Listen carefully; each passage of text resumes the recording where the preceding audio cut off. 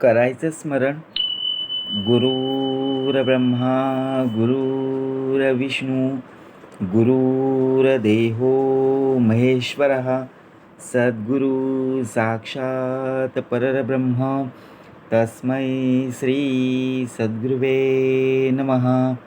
जय जय रघुवीर समर्थ. जय जय रघुवीर समर्थ.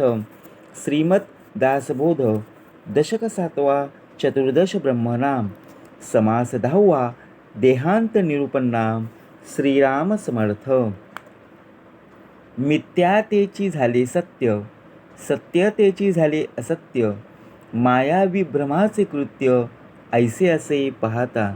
जय जय रघुवीर समर्थ. समर्थ कृपेने उत्तमाची सुरुवातच बघा प्रार्थनेने करून दिली. गुरुर्ब्रह्मा गुरुर्विष्णू गुरुर्देहो महेश्वरा, तिघांच्या पलीकडे असणारा श्री सद्गुरू साक्षात परब्रह्म तस्मै श्री सद्गुरुवे नमः. कार्याला सुरुवात झालेली आहे. बघता बघता दशक 7वा आणि त्यातला समास 10वा देहांत निरूपण. विचार करा, सुरुवातच जय घोषाने केलेली आहे. जय जय रघुवीर समर्थ. एक वेळा नाही तर 2 वेळा जय आहे. म्हणजे प्रत्यक्षपणे मतच मानले श्रीमताचं, खुद्द भगवंताचं. 14 ब्रह्मांचा समास आणि त्यातला समास 10वा देहांत निरूपण. बघा प्रत्यक्षपणे भाग कसा दिलेला. करूया श्रवण. श्रीराम समर्थ. मिथ्यातेची झाले सत्य, सत्यतेची झाले असत्य, माया विभ्रमाचे कृत्य ऐसे असे पाहता. जी दृश्य जी दृष्टी वास्तविक मिथ्य आहे ते आपल्याला सत्य वाटते. जे परब्रह्म सत्य आहे ते आपल्याला असत्य वाटते.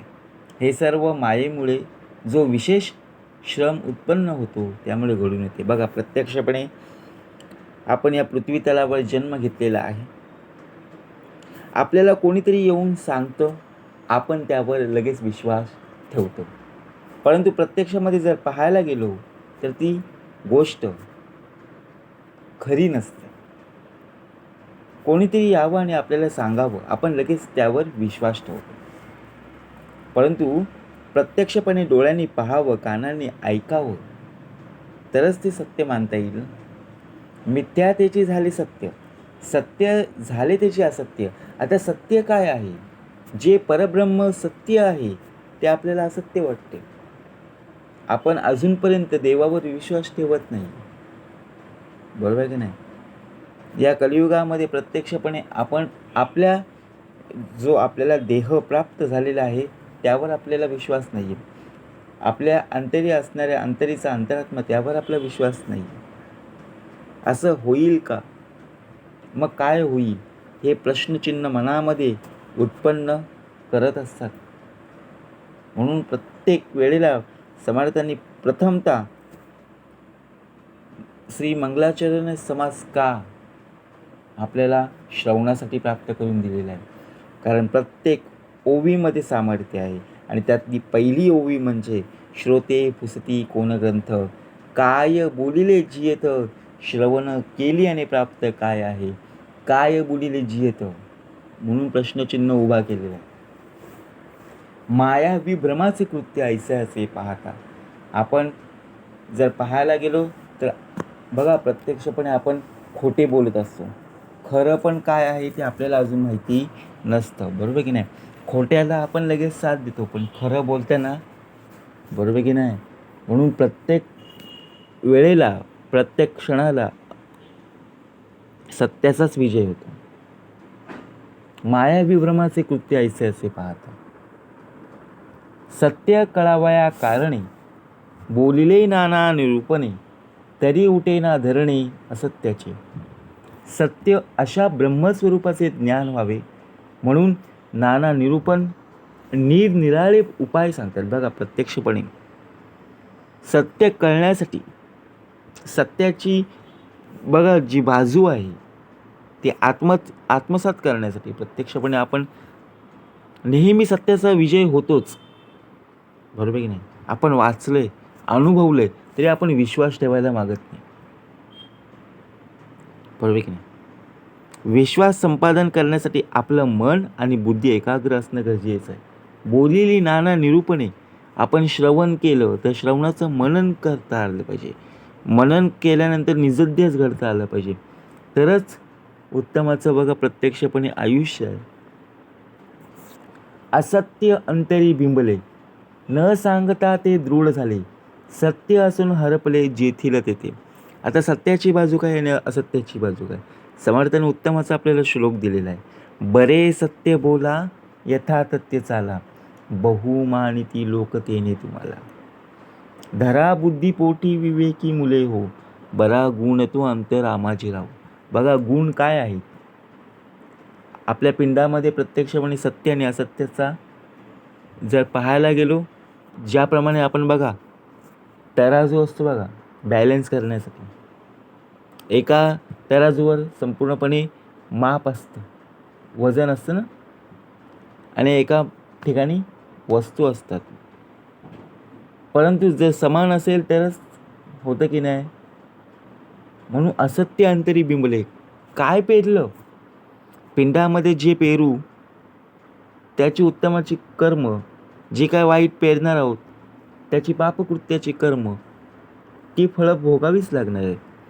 आपली शेती असते बघा, आपल्या शेतामध्ये जे आपण उत्तमरित्या मातीमध्ये जे पीक, जे धान्य आपण टाकलेले आहेत, जे बीज आपण बियाणं पेरलेले आहेत, तेच उत्तमाचे येणार आहेत ना, बरोबर की नाही. म्हणून प्रत्यक्षपणे पिंडामध्ये पेरणी सत्वगुणाच्या संवर्धनाची केली तर सत्वगुणी उत्तम गती प्राप्त नक्कीच होणार आहे. म्हणून असत्य अंतरी बिंबले, न सांगता ते दृढ झाले. दृढ विश्वास असला पाहिजे. असत्य असून मी देह आणि देह अहंता, बघा दृष्टी सत्य. ज्या प्रकारे अंतरीमध्ये बघा, अंतरामध्ये आपोआप जन्मल्यापासून अनेक जन्मांच्या संस्कारामुळे उत्पन्न झालेला असतो आणि परब्रह्म मात्र सत्य आणि सर्वत्र असून तिचे ज्ञान आपल्याला नसते. सत्य असून हरपले म्हणजे काय? आपण बघा प्रत्यक्षपणे आई वडिलांनी दिलेलं काम आपण ऐकत नाही. जन्मतः मिळालेले संस्कारामुळे बघा प्रत्यक्षपणे त्या संस्कारामध्ये प्रत्यक्ष आपला देह मोडत नाही, बसत नाही. परंतु सर्वत्र ती शिकवण, ते संस्कार आपल्या अंतरी पेरता आले पाहिजे. वेद शास्त्रे पुराणे सांगते, सत्याचा निश्चय करते, तरी न आत्मप्रचिती सत्य स्वरूप. वेद शास्त्र आणि पुराण नाना प्रकारे सत्याचा निश्चय व्हावा म्हणून उपदेश करतात. आता उपदेश काही कमी आहेत बघा. समर्थांनी प्रत्येक ओवीमध्ये सामर्थ्य पुरवलेलं आहे. त्याच प्रकारे उपनिषद बघा, भगवद्गीता आहे, ब्रह्मगीता, हंसगीता, पांडवगीता, गणेशगीता, यमगीता, उपनिषद, भागवत आहेत की नाही. परंतु प्रत्यक्षामध्ये बघा वेद शास्त्रे पुराणे सांगते, आपण वाचायला कंटाळतो. जे लिहून ठेवलेलं आहे ते आपण त्या ग्रंथामध्येच आहे. जीवनाचा संपूर्णपणे सार त्या ग्रंथामध्ये आहे. परंतु ते ग्रंथ आपल्याला वाचता येत नाही. आपण वाचन करत असताना वरचेवर करत असतो, परंतु संपूर्णपणे वाचन करत असताना खोलवर जाणं, समुद्राची पातळी किती आहे हे वरवरच्या पाण्यावरून कळणार नाही, तर समुद्राची खोली किती आहे, बरोबर की नाही. एखाद्या आपण तलावामध्ये गेलो, त्या तलावामध्ये संपूर्णपणे किती खोल आहे, जोपर्यंत आपण त्या खोलवर जात नाही तोपर्यंत आपल्याला कळणार नाही, बरोबर की नाही. म्हणजे प्रत्यक्षाने भाग कसा दिलेला आहे, सत्याचा निश्चय करते. निश्चय कसा करावा, समर्थ मंडळी. आपण एखाद्या गोष्टीचा निश्चय करत असताना त्यामध्ये खूप अडीअडचणी येत असतात, संकटे येत असतात. नियोजन बरोबर करत असतो, वेळापत्रक बरोबर करत असतो, परंतु त्या नियोजनाप्रमाणे आपण वागत नाही. त्या नियोजनाप्रमाणे जे दिलेलं काम आहे ते आपण करत नाही. आपण शाळेमध्ये जातो की नाही, शाळेमध्ये परीक्षा होतात की नाही, परीक्षेचं वेळापत्रक ज्या दिवशी पेपर आहे त्या दिवशी देतात का? नाही आहे. अगोदरच देतात की नाही, या टायमाला हा पेपर आहे आणि किती वाजता आहे ते सुद्धा देतात की नाही. तसंच आपल्या जीवनाचं बघा, प्रत्यक्षपणे आपले आयुष्य वेळेवर आधारित आहे. जोपर्यंत आपली वेळ आहे तोपर्यंत आपला देह टिकून इथे राहणार आहे आणि आपली वेळ संपली की आपला देह इथून निघून जाणार आहे. म्हणून प्रत्यक्षपणे भाग दिलेला आहे. तरी नाही आत्मप्रचिती सत्यस्वरूप. आता आत्मप्रचिती केव्हा येईल? बघा, सत्यस्वरूप ज्याप्रमाणे प्राप्त होईल तेव्हाच. सत्य असो ना आच्छादिले, मिथ्या असो न सत्य झाले, ऐसे विपरीत वर्तले देखता देखता.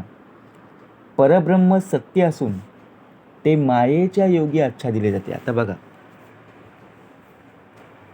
आपला देह उत्तमच आहे, परंतु विषय वासनेला संपूर्णपणे अडकलेला आहे. ही माया आहे, 2 दिवसांची माया आहे. बघा, 2 दिवसांची वस्ती कुठेतरी करावी, बरोबर की नाही. एक येण्याचा दिवस, एक जाण्याचा दिवस. आलेलो आहोत, आता जाणार एवढं मात्र निश्चित आहे. परंतु सत्य असो न आच्छादिले, मिथ्या असून सत्य झाले. जी माया आहे ती मिथ्या असून ती सत्य वाटत असते. ऐसे विपरीत वर्तले देखता, ऐसी मायेची करणी, कळवा आली तक्षणी, संतसंगे निरूपणी विचार घेता. बघा, ज्यावेळी संत समागम घडतो व अध्यात्म निरूपणाच्या श्रवणाने सारासार विवेक उत्पन्न होतो व मायेची करणी समजून घेतो. बघा, प्रत्यक्षपणे भाग कसा दिलेला आहे. आपल्याला मार्ग प्राप्त झालेला आहे. ज्याप्रमाणे आपल्याला मनुष्य देह प्राप्त झालेला आहे तो म्हणजे महद्भाग्य आहे. आणि त्या महद्भाग्यामध्ये संपूर्णपणे बघा, प्रत्यक्षपणे आपल्याला मिळालेला हा भक्ती मार्ग. मार्ग सापडे सुगम, न लगे साधन दुर्गम, सायुज्य मुक्तीचे वर्म ठाई पडे. ऐसी मायेची करणी, कळो आली तक्षणी, संत संगे निरूपणी विचार घेता. काय विचार घेतला पाहिजे? संत संगत का प्राप्त व्हायला पाहिजे? जर ही संगत प्राप्त झाली नाही ते शेवटी आपलं आयुष्य जमानावे शून्याकार. संत शिकवून बघा, प्रत्यक्षपणे या विश्वामध्ये, या आयुष्यामध्ये, या जीवनामध्ये का गरजेची आहे? पुढच्या ओळीमध्ये समर्थांनी लिहून ठेवलेले, मागा झाले निरूपण, देखिले आपणासी आपण, तेने बाण लिखून परमार्थ. मागचा समास होऊन गेलेला आहे.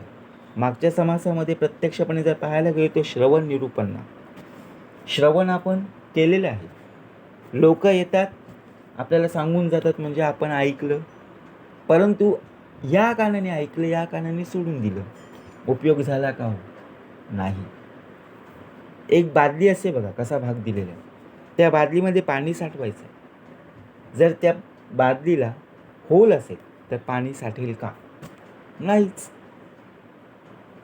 जर ती पूर्ण चांगली नवीन आहे तर त्या बादलीमध्ये पाणी राहील की नाही? त्याच आपला देहसुद्धा उत्तमतेच आहे, परंतु या कारणाने ऐकलं नाही, या कारणाने सोडून दिलं, तर शेवटी बघा, प्रत्यक्षपणे भाग दिलेला आहे. मागा झाले निरूपण, देखिले आपणासी आपण. स्वय बघा, आपण स्वतःच्या डोळ्यांनी पाहिलेलं आहे, बरोबर की नाही. तेने बांधली गुण परमार्थाची. उपासना कशी करायची, भक्ती कशी करायची, देवाचं भजन कीर्तन कसं करायचं, ज्याप्रमाणे बघा, पहावे आपणासी आपण. परमार्थातून जर श्रवण बाजूला सारलं तर परमार्थाला झिरो किंमत आहे. ताकद कशामध्ये? इथे ताकदीचा भाग नाही, इथे सामर्थ्याचा भाग आहे. कारण सामर्थ्य आहे चळवळीचे. जो जो करील त्याचे, काय सांगितलं? जो जो करील त्याचे, कोणावर अवलंबून राहायचं नाही. परंतु येथे भगवंताची अधिष्ठान पाहिजे. आपण एकमेकांवर अजून अवलंबून राहतो. तो माझं काम करेल, तो येईल आणि माझं काम करून जाईल. परंतु समर्थ म्हणाल, विश्वासता निरूपणे मोक्ष लागे तेने समाधान झाले, चित्त चैतन्य मिळाले, निज स्वरूपे ओळखले, निज वस्तुसी. त्यामुळे समाधान लाभले असून चित्त चैतन्याशी एकरूप झाल्याने आपण स्वतःच ब्रह्मस्वरूप आहोत अशी आपल्या खऱ्या स्वरूपाची आपल्याला ओळख पटली. समाधान केव्हा प्राप्त होते? एखादं काम ज्यावेळी आपल्याकडून पूर्ण होतं, दिलेलं काम त्या वेळेमध्ये पूर्ण होतं. बघा, प्रत्यक्षपणे आपण एखाद्याने काम दिलं, एखाद्या कंपनीमध्ये आहोत किंवा एखाद्या ऑफिसमध्ये आहोत, दिलेल्या टायमामध्ये ज्यावेळी आपलं काम पूर्ण होतं ना, त्यावेळी कामाचा कधी कंटाळा येत नाही. परंतु ते काम जर अपूर्ण राहिलं ना, तर दुसऱ्या दिवशी यायला सुद्धा कंटाळा येतो की नाही? कारण सारखं सारखं तेच काम, सारखं. बघा, प्रत्यक्षामध्ये दडपण पाहावे आपणास. आपण आपल्या खऱ्या स्वरूपाची आपल्याला ओळख पटली. मी काय काम करत आहे हे प्रत्यक्षपणे आपण जाणलं पाहिजे, बरोबर की नाही? ज्ञानी यांचे जे शरीर ते मिथ्यत्वे निर्विकार, जेथे पडे तेची सारे पुण्यभूमी. आता संपूर्ण जर पाहायला गेलो, या मातीतूनच जन्म झालेला आहे. ही संतांची भूमी आहे, ही पुण्यभूमी आहे, पावनभूमी आहे. परंतु ज्ञानी लोकांना शरीर मिथ्या आहे. ज्याप्रमाणे बघा, जिवंतपणी ते असून नसल्यासारखे वाटत असते. थोडक्यात म्हणजे काय बघा, त्याचे शरीर जेथे कुठे पडते ती भूमी खरोखरच पुण्यभूमी आहे. म्हणजे काय? आता आपल्याला शरीर प्राप्त झालेलं आहे, जोपर्यंत बघा आपला शेवटचा दिवस आहे तोपर्यंत आपण नामस्मरणामध्ये आपला दिवस असणं गरजेचं आहे. आपण आपल्या शरीराची विल्हेवाट केव्हा करतो? ज्याप्रमाणे आपल्याला व्यसन असतं, त्या व्यसनाने संपूर्णपणे आपण आपले शरीर काय करतो, बरोबर की नाही? वाईट संघ प्राप्त झालेला आहे आणि त्या वाईट कर्मामुळे प्रत्यक्षपणे आपला जो देह आहे, जो शरीर आहे, तो संपूर्ण आपण खराब करत आहे. दिलेला हा संपूर्णपणे बघा, हा देह फुकट दिलेला आहे. शरीर जो आहे आपल्याला फुकट दिलेलं आहे, परंतु फुकट जाता कामा नये. म्हणून ज्ञानी यांचे जे शरीर ते मिथ्यत्वे निर्विकार, जेथे पडे तेची सार पुण्यभूमी. साधू दर्शने पावन तीर्थ, पुरती त्यांचे मनोरथ, साधू न येता जिने व्यर्थ, तया पुण्यक्षेत्रांचे. साधू संतांच्या दर्शनानेच तीर्थांना पावित्र्य येते व त्यांचे महात्म्य वाढते. साधू संत जर आलेच नाही तर त्या तीर्थक्षेत्रांचे जिने व्यर्थ ठरते. बघा, आता जर पाहायला गेलो, साधू संत येती घरा तोची दिवाळी जसा. प्रत्येक ठिकाणी मंदिरं आहेत, प्रत्येक ठिकाणी देवळं आहेत. नमस्कार करणं गरजेचंच आहे. जर मंदिरं नसती, देऊळ नसते, तर तो क्षेत्र ओळखला गेला असता का? नाही.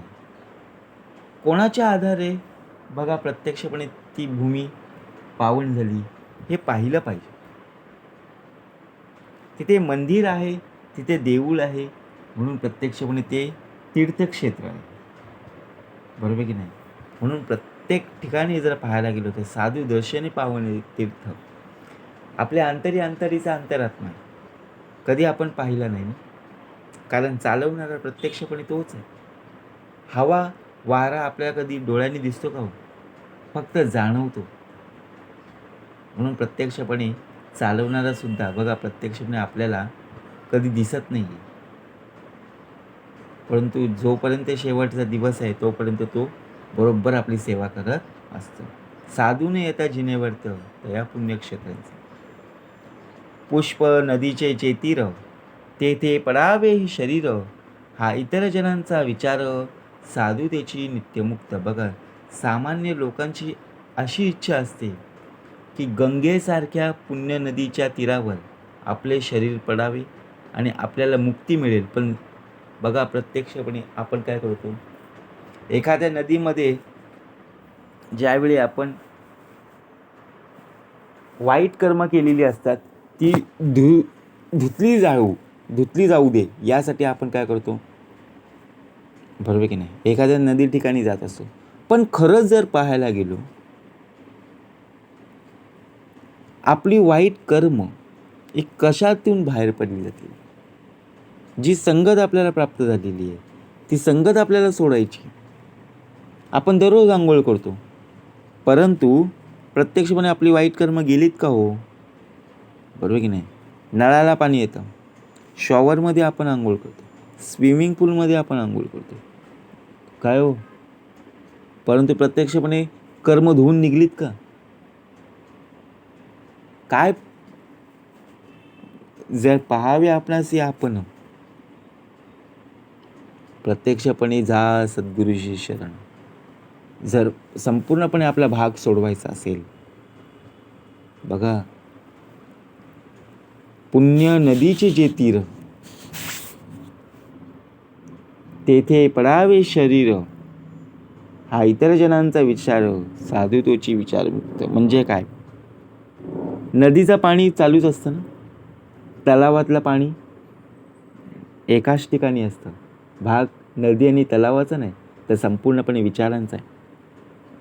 एकाच तळ्यामधलं पाणी स्थिर असतं, नदीचं पाणी वाहतं असतं. तसं आपलं विचारसुद्धा वाहतं असलं पाहिजे, बरोबर की नाही. उत्तरायण ते उत्तम, दक्षिणायन ते अधम, हा संदेही वसे भ्रम, साधू तो निसंदेही. बघा, प्रत्यक्षपणे उत्तरायणात देह पडला तर उत्तम आणि दक्षिणायनात पडला तर अधम, या संदेहाने सामान्य लोकांच्या मनात भ्रम उत्पन्न होतं. पण साधू हे निसंदेह झालेले असतात. प्रत्यक्षपणे आपण एकमेकांवर अजून अवलंबून असतो, एकमेकांवर अजून विश्वास ठेवतो, परंतु विश्वास कसा ठेवावा हे सुद्धा माहीत असणे आवश्यक. शुक्ल पक्ष उत्तरायण, गृही दीपदिवा मरण, अंती राहावे स्मरण गती कारणे. सर्व दिवस चांगले उत्तमाचे असतात, कुठलाही दिवस खराब नाही आहे, परंतु आपण आपल्या कर्माने वाईट करत असतो. ज्याप्रमाणे बघा, प्रत्यक्षपणे उत्तरायण असतं, शुक्ल पक्ष, घरात दिवा जळत असता, दिवसा मरण यावे, त्यातही अंतकाळी भगवंताचं स्मरण राहावे, म्हणजे उत्तम गती मिळते असं लोकांना वाटतं. की बाबा दिवसातच माझा मृत्यू येऊ दे, मरण येऊ दे, ज्याप्रमाणे अंतकाळी भगवंताचं स्मरण असू दे. ही सुरुवात ही आपल्यापासूनच होत असते, परंतु प्रत्यक्षामध्ये जर पाहायला गेलो तर आपल्याकडून देवाचं नामस्मरण होत नाही. देवाची उपासना, देवाची भक्ती, देवाचे कीर्तन, देवाचे भजन आपल्याकडून होत नाही. घरात दिवा जळत ठेवला पाहिजे, म्हणजे काय, सकाळ संध्याकाळ आपण देवासमोर भक्ती, देवाची बत्ती, देवाची उपासना आपण नित्यनियमाने करता यायला हवी. जी मानसपूजा दिलेली आहे ती सुद्धा उत्तमरित्या, बघा, शुभं करोति कल्याणं आरोग्यम धनसंपदा शत्रुबुद्धी विनाशाय दीपोज्योती नमस्तुते. बघा, प्रत्यक्षपणे तरी आपण देवाच्या चरणी नतमस्तक होत नाही, परंतु भगवंताचं स्मरण कसं करावं आणि त्याचप्रमाणे गती कशी प्राप्ती होईल. विद्यार्थ्यासी मिळे विद्या, धनार्थ्यासी मिळे धन, पुत्रार्थ्यासी मिळे पुत्र, मोक्षार्थ्याला मिळेल गती. म्हणजे काय, मोक्षार्थ कशात आहे, मोक्षप्राप्ती कशात आहे, ते इथेच आहे. इथूनच आपल्याला सुटायचं आहे. मोक्षप्राप्ती म्हणजे काय, तर मोकळा केला, म्हणजे सुटण्याचा मार्ग आपल्याला मिळालेला आहे, परंतु आपण, बरोबर की नाही, आपली तयारी नसते. इतुके न लगे योगियांसी, तो जितची मुक्त पुण्यराशी, तिलांजली पाप पुण्यासी दिदली त्याने. बघा, ज्या गोष्टीची आवश्यकता नसते तो जिवंत असताना मुक्त झालेला असतो. म्हणजे काय? इतके न लगे योगियांसी. आपला देह असा असतो बघा, एखाद्याला गरज असेल ना तर आपण त्या गरजेपुरता कधीच कोणाकडे जात नाही. ज्यावेळी त्याला खरी गरज आहे त्यावेळी आपण त्याला बोलतो माझ्याकडे काहीच नाही तुला देण्यासारखं असतं सर्व. ज्यावेळी आपण एखाद्याकडून मागायला जातो ना त्यावेळी जर कोणी नाही दिले ना तर चार चौघात आपण त्याची इज्जत काढतो. परंतु आपल्याकडे कोणी जर आले ना तर आपण लगेच दरवाजे लावून घेतो. म्हणजे विचार करा, आपल्याकडून कधी काही कुठली गोष्ट जाते का? नाही ना. म्हणून देहाचा अंत बरा झाला, देह सुखरूप गेला, त्यास म्हणती धन्य झाला अज्ञानजना. काय भाग दिलेला आहे बघा. अज्ञानी लोक, ज्याच्या देहाचा अंत बरा झाला तो सुखात असता मेला असेल तर तो धन्य झाला असा. देहाचा अंत नक्कीच होणार आहे. ज्याप्रमाणे जन्म आहे त्याचप्रमाणे मृत्यू आहेच. कोणी अमरपट्टाला होऊन आलेला नाही. देह सुखरूप गेलेला आहे, त्यास म्हणती धन्य झाला अज्ञानजना. आता देह सुखरूप गेलेला आहे, ज्याप्रमाणे बघा प्रत्यक्षपणे विषय वासनेला उत्तम रीतीने उभा राहिला, कुठलंही कार्य करत असताना नमस्कार करून निवेदन ठेवून उत्तमाचं कार्य करत गेला, देह सुखरूप गेलेला आहे, त्यास म्हणती धन्य झाला अज्ञानजल. भाग कसा दिलेला आहे. जनांचे विपरीत मत, अंती भेटतो भगवंत, असे भगवंत घात करीती आपली. बघा, प्रत्यक्षपणे काही अज्ञानी लोकांची तर अशी विपरीत समजूत असते की अंतकाळी भगवंताचं दर्शन होतं. याप्रमाणे जे कल्पना करते ते आपला घात करून टाकतात. बघा, देव कधी असं सांगायला येत ना की बाबा मी तुला अंत्यदर्शन घडवायला येईल. परंतु प्रत्यक्ष जर पाहायला गेलो तर जनांचे विपरीत मत, अंती भेटतो भगवंत, ऐसे कल्पनु गातो करीती आपुला सोय. जिता सार्थक नाही केले, व्यर्थ आयुष्य निघून गेले, मुळी धान्याची नाही पेरले ते उगवेल कैचे. आता आपल्याला आयुष्य प्राप्त झालेलं आहे, जीवन प्राप्त झालेलं आहे, परंतु जिता सार्थक नाही केले. जिवंतपणे असताना काहीच आपण चांगलं केलं नाही, व्यर्थ आयुष्य निघून गेले. जेवढं आयुष्य होतं त्यातला अर्धा वेळ निघून गेलेला आहे. मुळी धान्याची नाही पेरले ते उगवेल कैचे. जे पेरायचं होतं ते पेरलंच नाही आहे, बरोबर की नाही. आयुष्याची रत्नपेटी माझी भजन रत्ने घुमटी, ईश्वरी अर्पुण्या लुटी आनंदाची करावी. भाग कसा दिलेला आहे.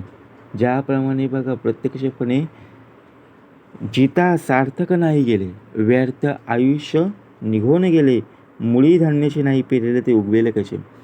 ज्या शेतामध्ये आपल्याला उत्तमाची पिकं लावायची आहेत, ज्या शेतामध्ये उत्तमची आपल्याला धान्य पेरायचे आहेत, परंतु आपल्याला ते पिकच आपल्याला प्राप्त झालेलं नाही. जे धान्य पेरायचं आहे ते आपण धान्य कधी पेरले नाही.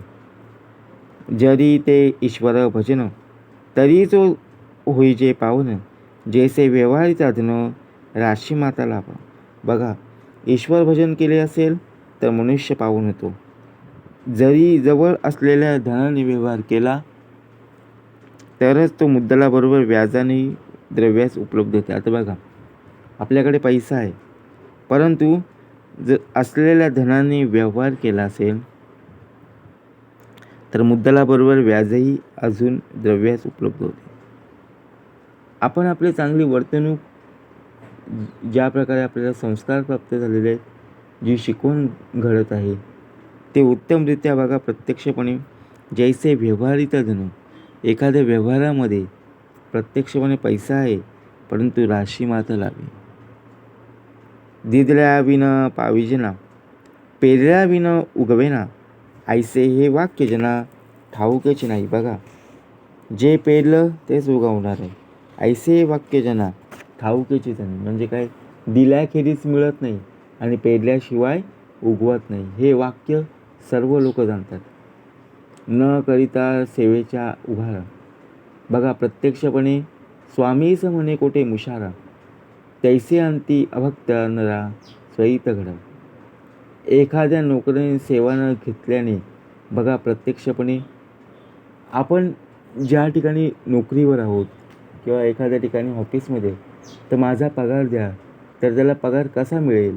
त्याप्रमाणे ज्याने कधी भक्ती केली नसेल अंती त्याचे स्वहित कसे साधेल हो?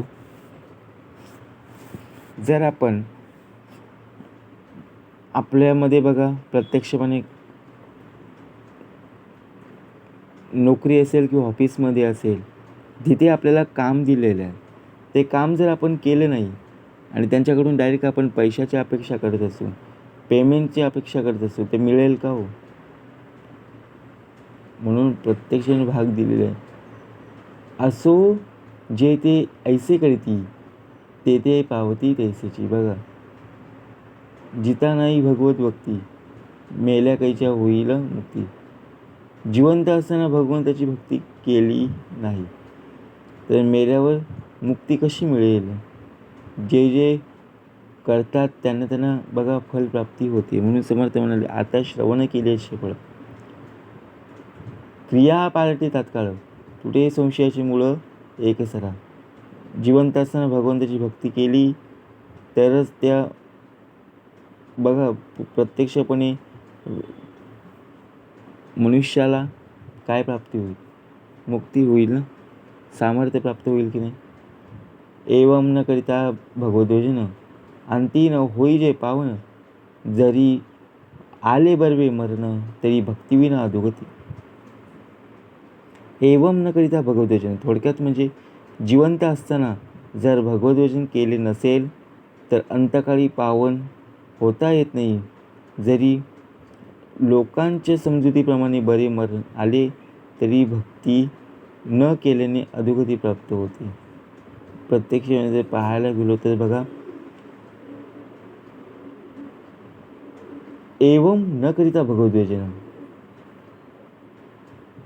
जिवंत असताना जर भगवद्योजन केले नसेल तर अंतकाळी पावन होता येत नाही.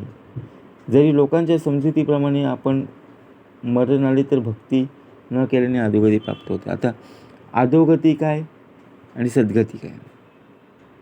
म्हणून साधूने आपुले जित असता सार्थक झाले, शरीर कारणी लागले धन्य त्याचे. म्हणून जे साधू संत असतात त्यांनी जिवंत असताना मनुष्य जन्माची केवळ सार्थक केलेले आहे. बघा, प्रत्यक्षपणे भाग कसा दिलेला आहे. भगवद्भक्ती अथवा ज्ञानप्राप्ती करून शरीराचा सदुपयोग ज्याप्रमाणे त्यांनी त्याग केलेला आहे त्याचमुळे ते यश प्राप्त झाले. जे का जीवनमुक्त पक्षी बघा, त्यांचे शरीर पडो राणी, अथवा पडो स्मशानी, तरी ते धन्य झाले. जे जिवंत असताना मुक्त झालेले असतात अशा ज्ञानी जीवनमुक्तांचे शरीर वनात पडो अथवा स्मशानात पडो तरी ते धन्यच असतात. आपण आपल्या देहाची स्तुती करत असतो आणि समोर जी व्यक्ती येणारी त्यांची निवृत्ती करत असतो. जर पाहायला गेलो तर बघा, प्रत्यक्षपणे भाग कसा दिलेला आहे. जे का जीवनमुक्त ज्ञानी 84 लक्ष योनी आहेत, त्यांचे शरीर पडो राणी अथवा पडो स्मशानी, तरी ते धन्य झाले. ज्ञानी जीवनमुक्तांचे शरीर वनात किंवा स्मशानात, त्याच प्रकारे बघा आपण धन्य आहोत. साधूंचा देह खितापला, जे जीवनमुक्तांचे बघा प्रत्यक्षपणे साधूंचा देह खितपला अथवा श्वानंदकी भक्षेला, हे प्रशस्त नवटे जनाला बंद बुद्धिस्तव. साधूचा देह खितपट पडला किंवा कोल्हा कुत्र्यांनी जरी खाल्ला तर सामान्य लोकांना त्यांच्या मध्यबुद्धीवर प्रशस्त वाटत नाही. अंत बरा नव्हेची म्हणून कष्टी होती इतर जन, परिते बापुडे अज्ञान नेनती वर्म. बघा, काही विचार करण्याची जर पद्धत असेल तर बघा प्रत्यक्षपणे आपण सामान्य लोक, बरोबर की नाही, आपला अंत जर बरा झाला नाही, शेवटचा दिवस जर गोड झाला नाही, तर याच विचाराने आपण दुःखी होतो. पण ते विचार बघा प्रत्यक्षपणे आपण रहस्य जाणत असतो. जो जन्मलाची नाही ठाईचा, त्यास मृत्यू येईल काहीचा. विवेक बळे जन्म मृत्यूचा, घोट भरिला जेणे. पण मुळात जो जन्मलाच नाही त्याला मृत्यू कसा येईल? जो ज्ञानी असतो त्याने विवेकाच्या बळावर जन्म मृत्यूच्या भावनेलाच गिळून पकडलेले असते. स्वरूपानुसंधानुबळे सगळीच माया नाडळे, तयाचा पार नकळे ब्रह्मदिकांसी. त्याने सस्वरूप बघा स्वरूपा साधनाच्या बळाने सर्व मायाच नाहीशी केलेली असते. त्यामुळे ब्रह्मादिकांनाही त्याचा पार लागत नाही. तो जीत असताची मेला, मरणास मारून जियाला. जन्म मृत्यू न स्मरितला, विवेक बळे. तो जिवंत असतानाच मेलेला असतो आणि मरणाला मारून जगत असतो. त्यामुळे विवेकाच्या बळाने त्याला जन्म मृत्यूचे भानच राहत नाही. आपला देह कसा असतो बघा, प्रत्यक्षपणे भाग दिलेला आहे. तो जितची असताच मेला. आपल्या मनामध्ये इतके विचार येत असतात ना, त्या विचारामध्ये संपूर्णपणे आपलं आयुष्य निघून जातं. कोणीतरी आपल्याला येऊन आपल्याला स्पर्श करताच आपण दचकतो. त्यावेळी बघा प्रत्यक्षपणे आपल्याला वाटतं की बाबा आपण जिवंत आहोत, बरोबर की नाही. एखादा प्रसंग आपल्या डोळ्यासमोर घडत आहे, एखाद्याला अडचण आहे, एखाद्याला संपूर्णपणे बघा मदत करायची, परंतु आपण जर त्याला मदत केली नाही, ज्याला जो प्रसंग समोर प्रत्यक्षपणे दिसत आहे तरी आपण त्या प्रसंगाला सामोरं जात नाही आणि त्याला मदत करत नाही, मग तो जितची असताच मेला ना. जिवंत असताना सुद्धा काहीच करू शकला नाही. मरणास मारून जियाला. बघा आपल्याला कोणी एखादा शब्द बोललं ना, तर आपण लक्षात काय ठेवतो, मी मरेन पण ह्याच्याशी बोलणार नाही, बरोबर की नाही. कोणी मारलं तर त्याचे वळ निघून जातात, पण कोणी एखादा शब्द जर बोललं की शेवटपर्यंत टिकून जातं. जन्म मृत्यू न स्मरेतला, विवेक बळे. म्हणजे जन्म काय, जन्माला आला काय आणि मृत्यू झाला काय, कधी त्याचं स्मरण नाही आहे. त्याचं संपूर्णपणे विस्मरणामध्ये दिवस गेलेले आहेत. म्हणून अंतरी स्मरण का असावं, नामस्मरण का आपल्या अंतरी असावं. तो जनी दिसतो परी वेगळा, वर्तता भासे निराळा. दृश्य पदार्थ त्या निर्मळा, स्पर्शलाची नाही. सामान्य लोकांमध्येच बघा प्रत्यक्षपणे वावरतो तरी तो वेगळाच असतो. त्याचे आचरण पाहिले की तो इतरांपेक्षा निराळा आहे, कळून येतो. असो ऐसे साधू जन, त्यांचे घडली या भजन. तेने भजने पावन, इतर जन होती. बघा साधू संतांचं भजन जर घडलं तरच लोक पावन होतात. म्हणजे विचार करा, आपण कष्ट केले तरच त्याचे फळ प्राप्त होते की नाही. 30 दिवस काम केलं बघा एखाद्या ऑफिसमध्ये, एखाद्या कंपनीमध्ये, तर त्याचा पगार आपल्याला मिळतो. त्याचप्रमाणे जर आपल्याकडून भक्ती घडली, देवाची उपासना घडली, ज्याप्रमाणे देवाची अर्चा, देवाचं कीर्तन, देवाचे भजन जर केलं तर संपूर्णपणे मोक्षप्राप्ती इथेच आहे. सद्गुरूचा जो अंकित साधक, तेने केलाच करावा विवेक. विवेक केले या तर्क, फुटे निरूपणी. जो साधक सद्गुरूच्या अंकित असेल त्याने पुन्हा पुन्हा सारासार विवेक करावा. अशा प्रकारे विवेक केल्याने निरूपणाच्या वेळी नवीन विचार सुरू होतात. बरं विचार करा, आपल्या डोक्यामध्ये जे विचार आहेत त्या विचारांचा आपण काय करत असतो, एखादी गोष्ट आहे त्या गोष्टीला संपूर्णपणे बघा सुरुवात असते, मध्य असतो आणि शेवट असते. परंतु आपली विचार करण्याची पद्धत आहे ना, जी सुरू होते ना त्याचा शेवट होतच नाही आहे. बरोबर की नाही? म्हणून हेची साधकासी निरवणे अद्वैत प्रांजळ निरूपणे तुमचेही समाधान बाणे साधूच ऐसे. समर्थ म्हणतात, जे खरे साधक आहेत त्यांना अगत्यानेच हेच सांगायचं आहे की अद्वैताच्या प्रांजळ निरूपणामुळे साधू संतांच्या प्रमाणे तुमच्या ठिकाणी निसंदेह असे समाधान जरूर बाणेल. जो संतांशी शरण गेला तो संताची होऊन ठेला, इतर जना उपयोगाला कृपाळूपणे. जो संतांना शरण जातो तो स्वतःच संतच होतो आणि कृपाळूपणे बघा प्रत्यक्षपणे इतर सामान्य जनाच्या उपयोगी पडतो. म्हणून समर्थ म्हणाले, दिनाचा दयाळू मनाचा मवाळू स्नेहाळू कृपाळू जगी दास पाळू, तया अंतरी क्रोध संताप कैसा, जगी धन्य तो दास सर्वोत्तमाचा. ऐसे संतांचे महिमान संतसंगी होते ज्ञान, सत्संगा पडते साधन अनेक नाही. अशा संतांचा महिमा आहे. संत समागमानेच बघा आत्मज्ञान होतं आणि जगण्याचा दुसरा अर्थ, जगण्याचा नवीन पर्याय दुसरा काहीच नाही आहे. सत्संगाहून श्रेष्ठ असं दुसरं साधनच नाही. नामस्मरणाशिवाय दुसरं साधनच नाही आहे.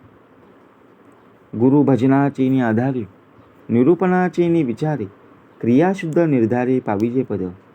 गुरुभजनाच्या आधारानेच अध्यात्म निरूपणातील विचाराने श्रवण मनन करून ते आत्मसात करावे आणि आचरणही अत्यंत शुद्ध असावे. कारण समर्थ म्हणजे शुद्ध बीजापोटी फळे रसाळ कोणती. परमार्थाचे जन्मस्थान त्याची सद्गुरूचे भजन, सद्गुरू भजने समाधान अकस्मात बाणे. आता परमार्थाचं जन्मस्थान कुठे आहे? तर आपल्या पिंडामध्ये आहे. कारण तिथेच तर अंतरीचा अंतरात्मा आहे. त्याची सद्गुरूचे भजन आपल्या मुखातून बघा वाईट विषय वासना येत असते, वाईट शब्द येत असतात. त्याचप्रमाणे त्याची सद्गुरूचे भजन आपल्या मुखातून काय यायला हवे हे माहीत असणे आवश्यक. सद्गुरू भजने समाधान अकस्मात बाणे. बघा सद्गुरू भजने समाधान, समाधान कशामध्ये? तर सद्गुरूच्या भजनामध्ये अकस्मात बाणे. सद्गुरूचं भजन हे परमार्थाचं जन्मस्थान आहे आणि सद्गुरू भजनानेच म्हणजे त्यांनी सांगितल्याप्रमाणे साधन जर केले तर आपला प्रवास हा उत्तमाचा होईल. देह मिथ्या जाणून जीवे याचे सार्थकची करावे, भजन भावे तोष व्हावे चित्त सद्गुरूचे.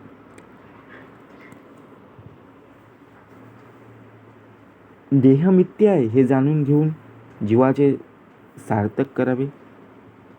आणि बघा ज्या भक्तिभावाने सद्गुरूचे भजन करू त्यास संतुष्ट करून घ्यावे. म्हणजे काय? जयाचा भावार्थ जैसा तयास लाभ तैसा, मत्सर धरी जो पुसा तयास त्याची. शरणगतांची वाहे चिंता तो एक सद्गुरुदाता, जैसे बालक वाढवी माता नाना यज्ञ करुणी. आई जशी लहान मुलाला बघा नाना प्रयत्न करून वाढवते, त्याचप्रमाणे सद्गुरू हे मातेप्रमाणेच शरण आलेल्या भक्तांची सर्व चिंता वाहत असतात.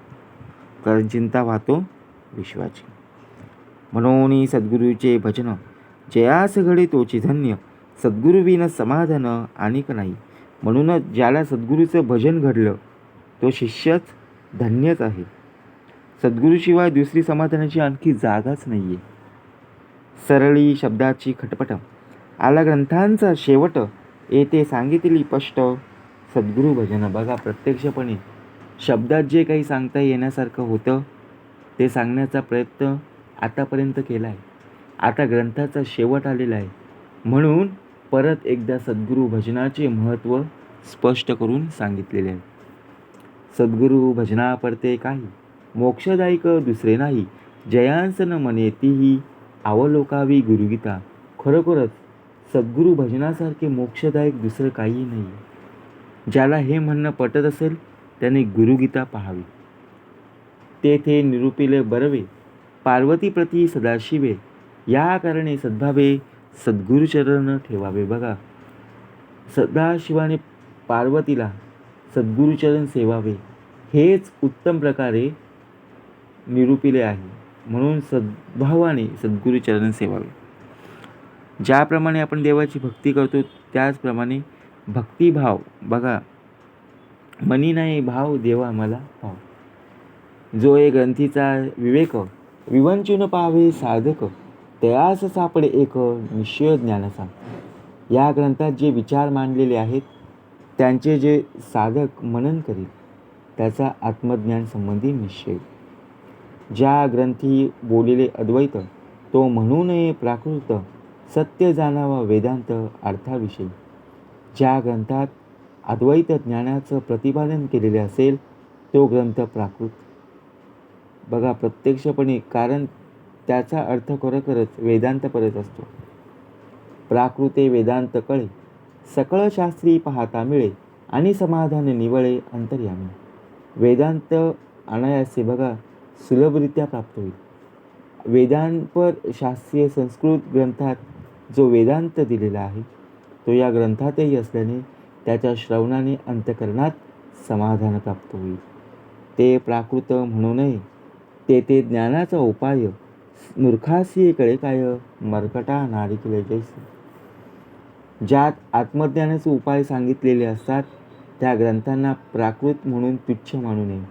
पण माकडाला नारळाचं मूल्य काय कळणार, त्याचप्रमाणे मूर्खाला ग्रंथाचं महत्त्व काय कळणार आहे. म्हणून अनुभवास ये प्रत्यक्षात. आता असो हे बोलणे, अधिकार परत्वे घेणे, शिंपीमधील मुक्त उणे. म्हणू नये की बघा शिंपी असते बघा, शिंपले त्यामध्ये मोती असतात पण ते प्रत्यक्ष दिसत नाही, पण म्हणून तो कमी प्रतीचा आहे असं म्हणू पण नाही. म्हणून आता असो हे बोलणे, अधिकारासारखे घेणे. ज्याचा अधिकार आहे त्यालाच अधिकार प्राप्त होईल, परंतु अभिमान त्यागणे उत्तमोत्तम. जेथे नेती नेती म्हणती श्रुती, तेथे न चळे भाषा व्युत्पत्ती. परब्रह्म आदी अंती अनिर्वाच्य. बघा प्रत्यक्षपणे भाग कसा दिलेला आहे. ज्या परब्रह्माचं वर्णन श्रुतींनाही नेती नेती म्हणून करावे लागते. तेथे भाषेतील बघा विद्वत्ता उपयोगी पडत नाही. एखाद्याची स्तुती करायची आणि दुसऱ्यांचं संपूर्णपणे निंदा करायची. ते परब्रह्म आदी अंती अनिर्वाच्य शब्दात न सांगता येण्यासारखं आहे. म्हणून समर्थ म्हणाले प्रत्यक्षपणे भाग दिलेला आहे. जेथे नेती नेती म्हणती श्रुती, तेथे न चले भाषा व्युत्पत्ती. परब्रह्म आदी अंती अनिर्वाच्य.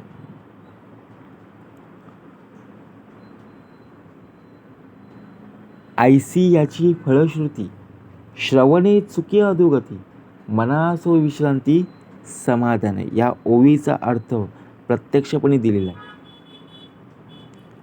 ज्याप्रमाणे झाडावर फळ असतं बघा, ते फळ ज्यावेळी पिकतं त्यावेळी त्या फळाला उत्तम भाव प्राप्त होतो. तेथे न चले भाषा व्युत्पत्ती. ऐसी याची फळश्रुती, श्रवणे चुकी अधोगती. जर श्रवणच नसेल तर मनाला चुकल्यासारखं होईल. मनासो विश्रांती, मनाला केव्हा विश्रांती आहे. ज्याप्रमाणे देह थकलेला आहे, भागलेला आहे, प्रत्यक्षपणे देह विसाव्याला जेव्हा येतो तेव्हा मनासो विश्रांती आणि समाधान. म्हणून समर्थ म्हणे जेथे नेती नेती म्हणून श्रुत, तेथे न चले भाषा व्युत्पत्ती. परब्रह्म आद्यंती अनिर्वाच्य.